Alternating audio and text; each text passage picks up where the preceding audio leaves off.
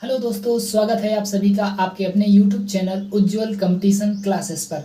आज हम सभी लोग पढ़ने वाले हैं 1773 का रेगुलेटिंग एक्ट। तो चलिए शुरू करते हैं।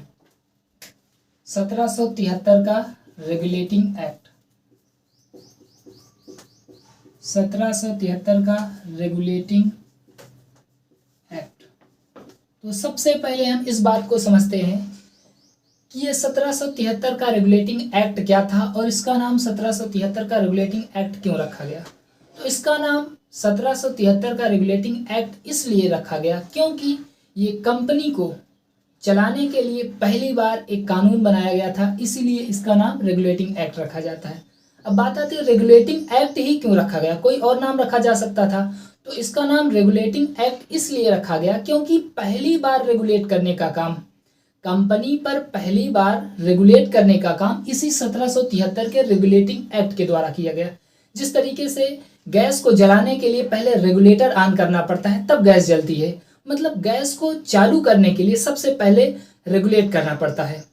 तो यहाँ पर कंपनी को सही से चलाने के लिए कंपनी पर पहली बार जो कानून बनाया गया उस कानून को कहा गया 1773 का रेगुलेटिंग एक्ट, इसीलिए इसका नाम रखा जाता है रेगुलेटिंग एक्ट। तो आप समझ गए होंगे इसका नाम रेगुलेटिंग एक्ट क्यों रखा गया है। अब बात करते हैं कि ये रेगुलेटिंग एक्ट क्या था। तो आपको पता होना चाहिए कि सन 1600 ईस्वी में अंग्रेज भारत में एंट्री कर जाते हैं और महारानी एलिजाबेथ के नेतृत्व में ब्रिटिश ईस्ट इंडिया कंपनी की स्थापना हो जाती है और ये सन 1600 से ही भारत में व्यापार करना शुरू कर देते हैं, सन 1600 ईस्वी से ही। लेकिन इस बीच में क्या हुआ, 1600 से लेकर के 1773 तक इसके बीच में कुछ गड़बड़ चीजें हुई। जैसे 1600 से लेकर के 1773 के बीच में कुछ ऐसा हुआ जिससे ब्रिटेन में जो ब्रिटिश ईस्ट इंडिया कंपनी के संस्थापक थे उन्होंने देखा कि British east India company Bharat में खूब कमाई कर रही है, बहुत ज़्यादा पैसे कमा रही है। लेकिन क्या होता था, पैसे तो खूब कमा रही होती थी कंपनी, लेकिन कंपनी को कोई फायदा नहीं हो रहा था, बल्कि यहाँ के जो एम्प्लॉय थे वो दिन प्रतिदिन अमीर और अमीर होते जा रहे थे। मतलब कंपनी खूब फायदा कमा रही थी लेकिन कंपनी को फायदा ही नहीं हो रहा था। इसका मतलब ये है कि इस कंपनी में काम कर रहे जो कर्मचारी थे वो घूसखोरी करना शुरू कर दिए थे, क्योंकि अभी तक कंपनी के ऊपर कोई भी कानून नहीं बनाया गया था। कंपनी के कर्मचारी जो मन होता था वो करते थे, जितना भी पैसा पाते कुछ कंपनी को देते, कुछ अपने पास ले लेते थे। मतलब यहाँ से कंपनी के कर्मचारी भ्रष्ट हो गए थे।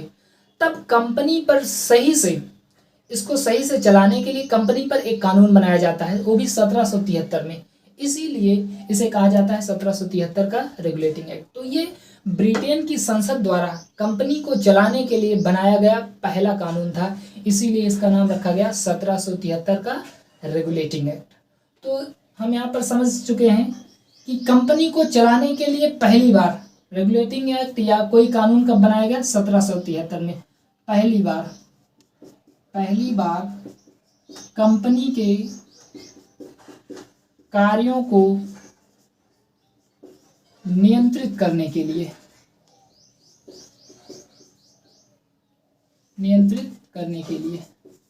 तो इस 1773 के रेगुलेटिंग एक्ट के तहत क्या हुआ, कंपनी के कार्यों को पहली बार रेगुलेट करने के लिए कानून बनाया गया, इसलिए इसका नाम रेगुलेटिंग एक्ट रखा गया। दूसरी बात हम समझते हैं कि ये 1773 के रेगुलेटिंग एक्ट में क्या हुआ। तो सन 1600 से लेकर के 1773 के पहले जो कंपनी के कर्मचारी रिश्वतखोरी कर रहे थे, घूसखोरी कर रहे थे, तो इन पर लगाम लगाने के लिए कंपनी ने क्या किया, कंपनी ने एक नई संस्था का गठन कर दिया, उसका नाम था कोर्ट ऑफ डायरेक्टर। तो नई संस्था का नाम कोर्ट ऑफ डायरेक्टर। इस कोर्ट ऑफ डायरेक्टर का काम क्या था, इस कोर्ट ऑफ डायरेक्टर का काम था कि कंपनी के कार्यों को देखा जाए, क्योंकि अगर कोई कानून बनाया जाएगा तो ऐसा तो है नहीं कि एक एक व्यक्ति से पूछा जाएगा।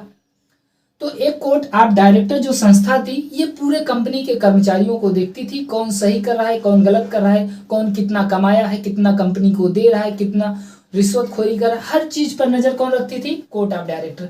मतलब कोर्ट ऑफ डायरेक्टर का मेन काम था कंपनी के कर्मचारियों पर नजर रखना। तो कोर्ट ऑफ डायरेक्टर का काम कंपनी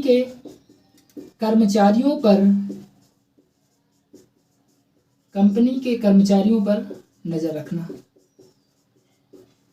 तो कोर्ट ऑफ डायरेक्टर नामक संस्था कब बनाई गई थी? 1773 के रेगुलेटिंग एक्ट के तहत। अब चलिए समझते हैं कि 1773 के रेगुलेटिंग एक्ट में और कौन सा प्रावधान था।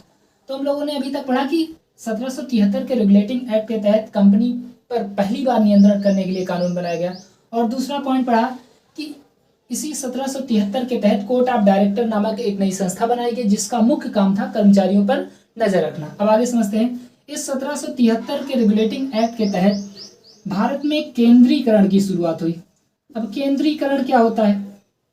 1773 से पहले भारत में 3 प्रेसिडेंसी क्षेत्र थे। अब यहाँ पर मैं आपको मैप के माध्यम से शो कर देता हूं कि कौन सा प्रेसिडेंसी क्षेत्र कहां पर था।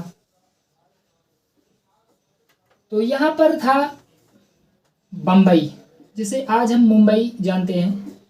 तो एक प्रेसिडेंसी क्षेत्र ये था बंबई, जिसे कहा जाता था। नीचे एक प्रेसिडेंसी क्षेत्र था जिसे मद्रास कहा जाता था, मद्रास। और ये तीसरा वाला प्रेसिडेंसी क्षेत्र था बंगाल। तो 1773 से पहले भारत में 3 प्रेसिडेंसी क्षेत्र थे। कौन कौन से? बंबई, मद्रास और बंगाल। मतलब हर प्रेसिडेंसी क्षेत्र में अलग अलग गवर्नर हुआ करता था। बंबई में अलग गवर्नर था, मद्रास में अलग गवर्नर था और बंगाल में अलग गवर्नर था। और जब हर जगह अलग अलग लोग, शक्तियां अलग अलग लोगों को दी गई होती हैं, तब ये शक्ति का केंद्रीकरण नहीं होता है, बल्कि इसे कहते हैं शक्ति का विकेंद्रीकरण। तो 1773 से पहले शक्तियों का विकेंद्रीकरण था। अलग अलग क्षेत्रों में अलग अलग गवर्नर हुआ करते थे। बंबई में अलग गवर्नर, बंगाल में अलग गवर्नर और मद्रास में ये गवर्नर अलग अलग थे।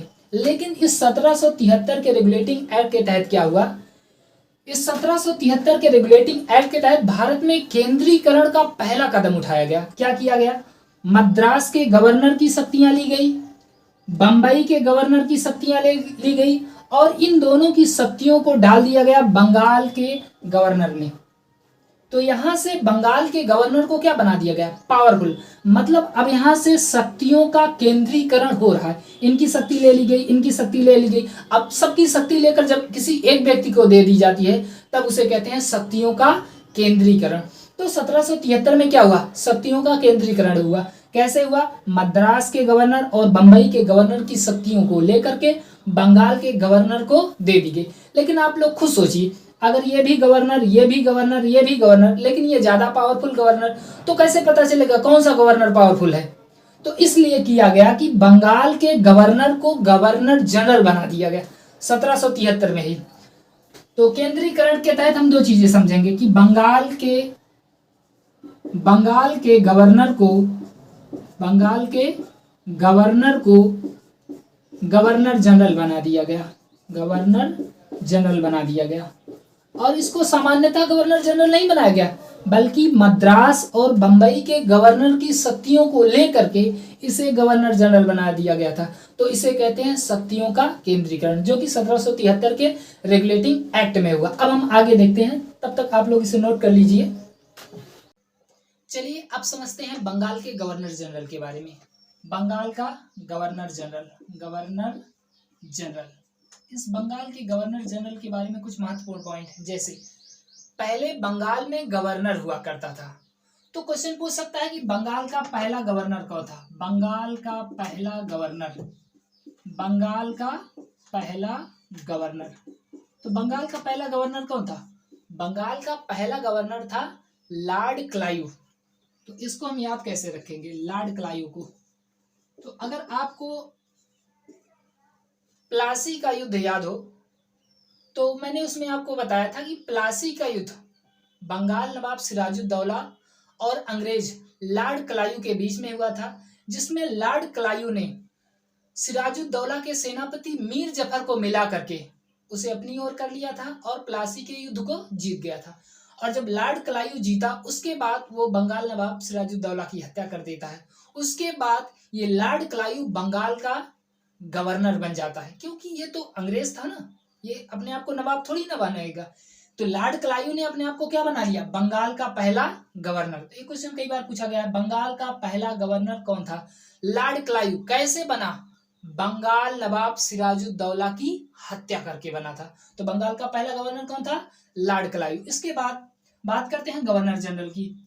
तो बंगाल का पहला गवर्नर जनरल, बंगाल का पहला गवर्नर जनरल, ये बंगाल का पहला गवर्नर जनरल बनाया गया 1773 के रेगुलेटिंग एक्ट के तहत। जैसा कि मैंने अभी आपको बताया कि शक्तियों का केंद्रीकरण किया गया बम्बई, मद्रास, यहाँ के गवर्नर की शक्तियों को लेकर के बंगाल के गवर्नर को दे दी गई और उसे गवर्नर से गवर्नर जनरल बना दिया। तो उस समय 1773 में बंगाल का गवर्नर था वारेन हेस्टिंग और 1773 में ही बंगाल के गवर्नर को गवर्नर जनरल बना दिया जाता है। इसीलिए बंगाल का पहला गवर्नर जनरल कौन माना जाएगा?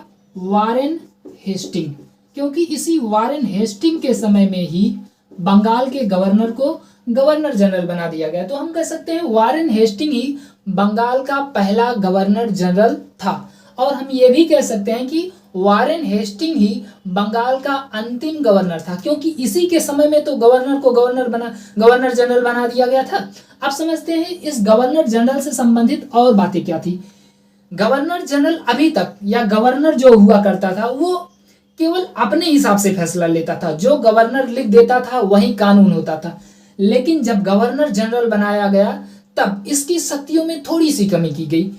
गवर्नर जनरल को सलाह देने के लिए बनाया गया 4 सदस्यीय परिषद, 4 सदस्यीय परिषद। और इस 4 सदस्यीय परिषद का काम क्या था? इस परिषद का काम था गवर्नर जनरल को सलाह देना। मतलब अब गवर्नर जनरल सलाह से काम करेगा, यह नहीं कि उसका मन जो वही करेगा। अब गवर्नर जनरल इन सदस्यों की सहायता से काम करेगा। अब यहाँ पर गवर्नर जनरल एक राजा की तरह नहीं होता था, बल्कि इन 4 लोगों के सलाह पर काम करता था। तो पहले गवर्नर जो हुआ करता था तो केवल अपने आप से फैसला लेता था, लेकिन जैसे गवर्नर जनरल बना दिया जाता है उसको सलाह देने के लिए 4 सदस्यीय परिषद बनाई जाती है। और इन परिषद का काम क्या था? गवर्नर जनरल को सलाह देना। अब आगे हम समझते हैं कि 1773 में और कौन सा प्रावधान हुआ। इस 1773 के तहत एक साल बाद 1774 में, जस्ट एक साल बाद 1774 में कलकत्ता में, कलकत्ता जो कि बंगाल में पड़ता है, कलकत्ता में एक सुप्रीम कोर्ट खोल दिया गया। कब? 1774 में। लेकिन एक्ट पूछेगा तो 1773 के रेगुलेटिंग एक्ट के तहत। कब खोला गया? 1774 में। कहां पर खोला गया? कलकत्ता में। क्या खोला गया? Supreme court. और ये सुप्रीम कोर्ट अपना अंतिम फैसला नहीं देता था। अगर कोई व्यक्ति इस सुप्रीम कोर्ट से हार जाता था तब ये लंदन के प्रीवी काउंसिल में भी जाता था। मतलब इस सुप्रीम कोर्ट को भी चुनौती दी जा सकती थी, इसीलिए इसे फेडरल न्यायालय भी कहते हैं। तो 1774 में क्या खोला गया? एक सुप्रीम कोर्ट। कहां खोला गया? कलकत्ता में। क्या ये अपना अंतिम फैसला देता था? नहीं, ये अपना अंतिम फैसला कहां देता था? लंदन के प्रीवी काउंसिल में। इसीलिए इसको हम फेडरल न्यायालय भी कहते हैं। तो भारत में पहला सुप्रीम कोर्ट कब खोला गया? 1774 में। कहां खोला गया? कलकत्ता में। अब समझते हैं इस सुप्रीम कोर्ट में कितने न्यायाधीश थे। तो इस सुप्रीम कोर्ट में कुल मिलाकर के 4 न्यायाधीश थे, 4 न्यायाधीश। और ये 4 न्यायाधीश में कौन कौन से न्यायाधीश थे? एक मुख्य न्यायाधीश थे, एक मुख्य न्यायाधीश और 3 अन्य न्यायाधीश थे। तो जो एक मुख्य न्यायाधीश थे जिनका नाम था Elijah Impey, Elijah Impey, sir Elijah Impey. आप इनको लड़की मत समझिएगा, इसलिए हम बोल रहे हैं सर एलिजा एम्पे। तो ये व्यक्ति थे, मतलब आदमी थे। सर एलिजा एम्पे इस सुप्रीम कोर्ट के मुख्य न्यायाधीश थे और इसमें 3 अन्य न्यायाधीश भी थे। उनका नाम था हाइडस, चैम्बरस और लिमेस्टर। ये 3 अन्य न्यायाधीश थे और मुख्य न्यायाधीश थे एलिजा एम्पे। तो आप इनको 3-4 बार जब पढ़ेंगे तो आप अपने आप ही समझ जाएंगे। मुख्य न्यायाधीश कौन थे? एलिजा एम्पे। अन्य 3 न्यायाधीश हाइडस, चैम्बरस, लिमेस्टर। मेरे साथ बोलिए, हाइडस, चैम्बरस, लिमेस्टर, हाइडस, चैम्बरस, लिमेस्टर। और जब आप 3-4 बार बोलेंगे तो आप स्वतः ही याद कर लेंगे इसको। तो इस सुप्रीम कोर्ट के बारे में हमने ये प्रावधान जान लिया कि ये सुप्रीम कोर्ट 1774 में खोला गया था, कलकत्ता में खोला गया। लेकिन ये अपना अंतिम फैसला नहीं देता था। अंतिम फैसला कहाँ देता था? लंदन में स्थित प्रीवी काउंसिल में। और जब ये अंतिम फैसला नहीं देता था तो इसीलिए हम इसे कौन सा न्यायालय कहते थे? फेडरल न्यायालय। इसके मुख्य न्यायाधीश कौन थे? सर एलिजाइम्पे। और इसमें 3 अन्य न्यायाधीश भी थे, उनका नाम था हाइडस, चैम्बरस और लेमेस्टर। तो इस 1773 के रेगुलेटिंग एक्ट के तहत ये जो सुप्रीम कोर्ट खोला गया है, इसकी विशेषताओं को हमने जान लिया। अब आगे हम समझते हैं। तो अब हम 1773 को ओवरऑल समझ लेते हैं कि ये 1773 का रेगुलेटिंग एक्ट किस तरीके से काम किया। देखिए, भारत में अंग्रेज सन 1600 ईस्वी से ही आ गए थे, लेकिन तब इनके लिए कोई कानून नहीं बनाया गया था। इसलिए अगर हम संवैधानिक दृष्टि से देखें तो इनके लिए कानून कब बनाया गया? 1773 में। ये 1773 में इनके लिए कानून बनाया गया। इसीलिए माना जाता है कि ये 1773 से ही कंपनी का शासन भारत में शुरू होता है। 1773 से ये जाता है 1858 तक। 1773 से 1858 तक। 1858 में क्या होता है? 1858 में एक क्रांति हो जाती है, जिससे भारतीय एकदम भड़क जाते हैं और अंग्रेजों को दौड़ा दौड़ा के मारते हैं। इसके बाद कंपनी का शासन समाप्त कर दिया जाता है, क्योंकि ब्रिटेन वाले मान लेते हैं कि ये अब कंपनी भारत में शासन नहीं कर सकती है। तो अंग्रेजों ने भारत में 1773 से लेकर के 1858 तक कंपनी के रूप में शासन किया। तो हम कह सकते हैं 1773 से 1858 तक भारत में कंपनी का शासन था। कंपनी का शासन, ओके। इसके बाद क्या होता है? क्या अंग्रेज लोग चले जाते हैं? नहीं, अंग्रेज लोग ऐसे नहीं जाएंगे, अब ये और मार खाएंगे। तो क्या होता है?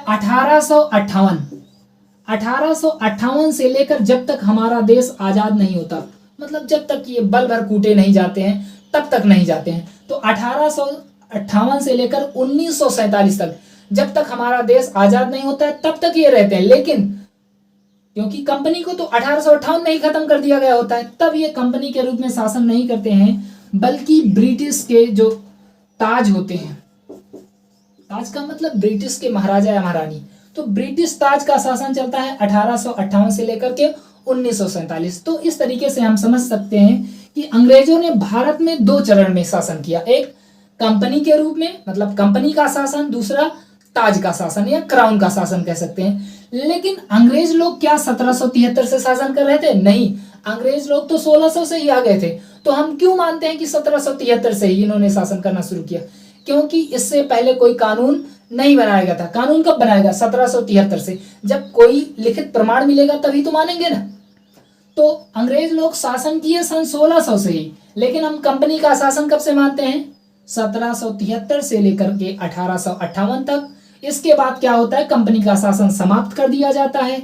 इसके बाद 1858 से लेकर जब तक हमारा देश आजाद नहीं हो जाता है, तब तक भारत में ब्रिटिश क्राउन या ब्रिटिश ताज का शासन चलता रहता है।